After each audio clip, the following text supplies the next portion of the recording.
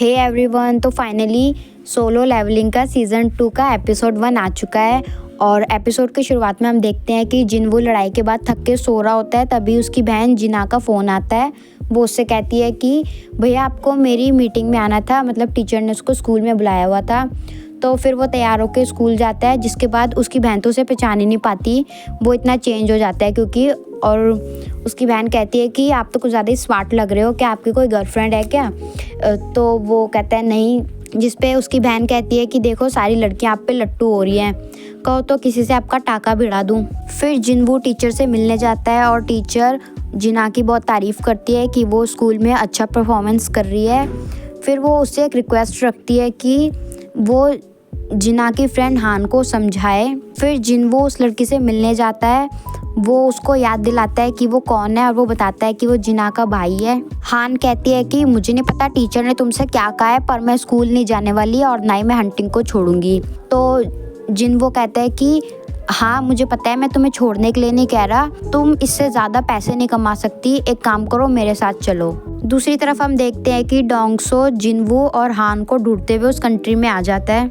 वो जिनवू से अपनी भाई की मौत का बदला लेने आया था, पर हंटर एसोसिएशन का मेंबर वो उस पर नज़र रखता है कि ये कुछ गड़बड़ ना कर दे। फिर हम देखते हैं हंटर एसोसिएशन का चीफ मेंबर गो कहता है कि अच्छा अब उन पे पंख भी आ गए हैं, अच्छा अब उन मॉन्स्टर्स के पास पंख भी आ गए हैं। तभी एस रैंक हंटर चॉय कहता है कि यहाँ पे असली मुद्दा तो ये है कि हमें उनकी बॉडी समुद्र में मिली है। गो कहता है कि अच्छा तो तुम ये कहना चाहते हो कि वो मॉन्स्टर उड़ भी सकते हैं। चॉय कहता है कि हाँ आपने बिल्कुल सही कहा, पर वो इस टाइम थोड़े ही डिस्टेंस तक उड़ सकते हैं और उन्हें यहाँ पहुँचने में ज़्यादा टाइम नहीं लगेगा, इसलिए मुझे जल्दी से जल्दी इस चीज़ का पता करना चाहिए। फिर हम देखते हैं जिनवू हान को लेकर एक गेट के पास पहुँच जाता है, जो कि एक सी रैंक गेट है और वो वाइट टाइगर गिल्ड की प्रॉपर्टी है, जहाँ पे वो लोग फ्रेशर्स को ट्रेनिंग के लिए लाते थे।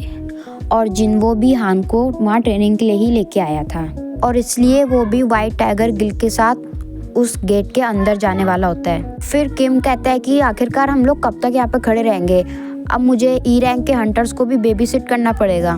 फिर एक बंदा बताता है कि इस बार हमारी टीम में एक ए रैंकर, 5 बी रैंकर, 2 सी रैंकर और 2 आप लोग ई रैंकर मेंबर हो, टोटल मिला के हमारे 10 मेंबर्स हो गए।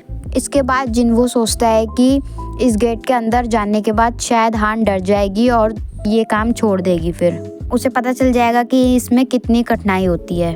फिर सभी लोग उस गेट के अंदर चले जाते हैं और जिनवू को कुछ गड़बड़ लगती है और जैसी वो देखता है तो वो सी रैंक का गेट एक रेड गेट में बदल जाता है। फिर जिनवू फटाफट उस गेट से हान को लेकर बाहर निकलने लग जाता है, पर वो बाहर नहीं निकल पाता क्योंकि वो गेट बंद हो जाता है। और वाइट टाइगर गेट का ओनर बेग भी इस न्यूज़ को सुन के हैरान हो जाता है और वो मदद के लिए फ़ोन करता है। दूसरी तरफ हम देखते हैं कि जिनवू और उसकी पूरी टीम एक अलग ही डंजन में पहुंच जाती है, जहाँ पे पूरी बर्फ़ ही बर्फ़ फैली हुई होती है और सभी लोग बहुत ही ज़्यादा कंफ्यूज हो जाते हैं। तभी किम कहता है कि सारे लोग ध्यान दो, ये एक रेड गेट है, जिस पे हान जिनवू से पूछती है कि रेड गेट क्या होता है। फिर जिनवू बताता है कि रेड गेट एक ऐसा गेट होता है जिसमें हम एक दूसरे डंजन में पहुंच जाते हैं, जिसका बाहर की दुनिया से कोई लेना देना नहीं होता और हम इससे बाहर तभी निकल सकते हैं जब इस डंजन के बॉस को हरा दे या ये डंजन टूट जाए, और इसमें बाहर से भी हमारी मदद करने के लिए कोई भी नहीं आ सकता। और यहाँ के मॉन्स्टर्स भी बहुत ज़्यादा खतरनाक होते हैं और बहुत ही ज़्यादा पावरफुल होते हैं। फिर तभी अचानक से एक तीर उड़ता हुआ हान के पास आता है, पर जिनवू उसे एकदम से पकड़ लेता है और वो तीर उसके दूसरे साथी के लगता है, जिससे कि वो मर जाता है। फिर सब लोग देखते हैं पीछे ये काम आई सेल्फ ने किया था। वो देखते हैं कि ये सारे कमज़ोर लोगों को ख़त्म कर रहे हैं और ताकतवर लोगों को देख के वो वहाँ से भाग जाते हैं उस टाइम के लिए। फिर किम कहता है कि रेड गेट होने की वजह से अब बाहर से हमारी मदद के लिए कोई भी नहीं आ सकता। इसका मतलब ये है कि अब हमें ए रैंक और बी रैंक के मॉन्स्टर्स के साथ लड़ना पड़ेगा जिंदा रहने के लिए। इसलिए मैं चाहता हूँ मुझे से ए रैंक के पर्सन का तुम सभी लोग कहना मानो, पर मैं तुम सबको एक साथ कमांड नहीं दे सकता, इसलिए हम लोगों को 2 टीम में बंटना पड़ेगा और मेरी टीम में बस वही लोग आएंगे जो ए और बी रैंक के अंदर हैं। सी रैंक से नीचे वाले लोग मेरी टीम के अंदर नहीं आएंगे। कहता है कि मैं कमज़ोर लोगों को अपने साथ लेके नहीं चलूँगा कि हमें ज़िंदा रहना है इसलिए। इस दुनिया का एक दिन बाहर की दुनिया का 1 घंटे के बराबर है, तो किसी को भी नहीं पता कि वो लोग कब तक जिंदा रहेंगे और कौन कौन मारा जाएगा। इसलिए मैं कमज़ोर लोग को अपनी टीम में नहीं लूँगा। हम देखते हैं कि एक बी रैंक हंटर पाक किम की टीम को छोड़ के जिनवो की टीम में आ जाती है। कहती है कि किम ने तो उस एरो को नोटिस भी नहीं करा था, पर तुमने कर लिया था, तो तुम एक ई रैंक हंटर तो नहीं हो सकते, या तो तुम एक ए रैंक हंटर हो या उससे भी ज़्यादा हो। किम अपनी टीम को लेके एक खुले एरिया में से जाने लग जाता है और जिनवो अपनी टीम को लेके जंगल की तरफ चला जाता है। फिर वो देखता है और उसे एहसास होता है कि ये एरिया आइस बियर्स का है, जिसका मतलब ये था कि वो सोचता है कि जिनवो का ग्रुप अब आसानी से मारा जाएगा। फिर वहाँ पे आइस बियर्स आ जाते हैं बहुत सारे और उन पे हमला कर देते हैं, पर किम टीम का लीडर था तो वो उस आइस बियर को मारता है, उसको बीच में से फाड़ देता है। ये देख के बाकी आइस बियर्स गुस्सा हो जाते हैं और सभी उन पे हमला कर देते हैं। दूसरी तरफ कहती है कि ये तो आइस बियर्स का एरिया है, तो अगर हमें बचना है तो हमें यहाँ से भाग जाना चाहिए। जिनवो कहता है कि ये आइस बियर्स की जगह है, इससे तो हम यहाँ पर आए हैं क्योंकि आइस बियर सबसे ज़्यादा ताकतवर होते हैं और उनकी वजह से यहाँ पे कोई और नहीं आ पाएगा, तो हमें बस आइस बियर से लड़ना पड़ेगा। पाक सोचती है कि हाँ ये सही कह रहा है, मैंने तो ये सोचा ही नहीं था। ठंड से बचने के लिए जिनवो सबको कोट देता है और कोट देख के सारे लोग हैरान हो जाते हैं क्योंकि एक हाई रैंक हंटर भी सिर्फ 2 या 3 चीज़ें अपने पास रख सकता है। भी हान कहती है कि आखिर तुम हो कौन, तो जिनवो कहता है कि मैं तुम्हें यहाँ लेकर आया हूँ, तो इसलिए सुरक्षित रखना मेरी जिम्मेदारी है और इसके बदले मैं चाहता हूँ कि तुम चुप रहो, और मैं तुम दोनों से भी यही चाहूँगा कि तुम लोग भी चुप रहो, मुझसे कोई क्वेश्चन ना करो। तभी हम देखते हैं कि वहाँ पे एक आइस बियर आ जाता है।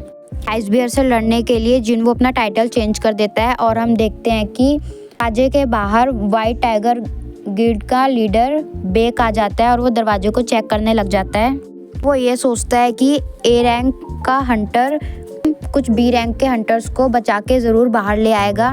हान उसे जिनवो के बारे में बताता है और वो कहता है कि मुझे लगता है कि जिनवो की री अवेकनिंग हुई है, पर मुझे कुछ कंफर्म नहीं पता। जिनवो को ढूंढते हुए टोंगसो वहाँ पे आ जाता है। बेक कहता है कि आखिरकार तुम मेरे एरिया पे क्या कर रहे हो, तो अमेरिका में थे ना, तो यहाँ क्या कर रहे हो। वो कहता है कि वो मेंबर जो तुम्हारी टीम के भी नहीं थे, फिर भी तुमने उन्हें इस रेड गेट के अंदर कैसे जाने दिया, और मैं यहाँ जिनवो को ढूंढता हुआ आया हूँ, मुझे नहीं लगता कि वो इस रेड गेट से बाहर भी आ पाएगा। वो सोचता है कि जिनवो तुम बहुत लकी हो क्योंकि रेड गेट के अंदर जाने की वजह से अब टोंगसो तुमसे लड़ नहीं सकता, पता नहीं तुम बाहर भी आओगे या नहीं। अंदर का सीन दिखाते हैं और हम देखते हैं कि जिनवो ने सभी आइस बियर्स को हरा दिया था अपनी शैडो और इग्रिस की पावर से। लोग ये देख के हैरान हो जाते हैं। दूसरी तरफ उसकी सारी टीम पार्टी करने लग जाती है, मतलब बियर का जिनको उन्होंने मारा था उसी का मीट वो लोग खाने लग जाते हैं। जिनवो एक गुफा में सारे बियर से अकेले लड़ने चला जाता है। जिनवो आइस बियर से लड़ने के लिए अपनी आर्मी को बुला लेता है और वो सारे एक साथ लड़ने लग जाते हैं, पर आइस बियर्स उसकी आर्मी पे भारी पड़ रहे थे। वो सोचता है कि तो आर्मी तो कमाल की है, इनकी पावर्स तो मेरी सोच से भी कुछ ज़्यादा ही है। तभी आइस बियर्स का बॉस वहाँ पे आ जाता है। वो इतनी ज़ोर से एक दहाड़ मारता है कि जिनवो के सारे शैडो सोल्जर्स वहीं पे मर जाते हैं।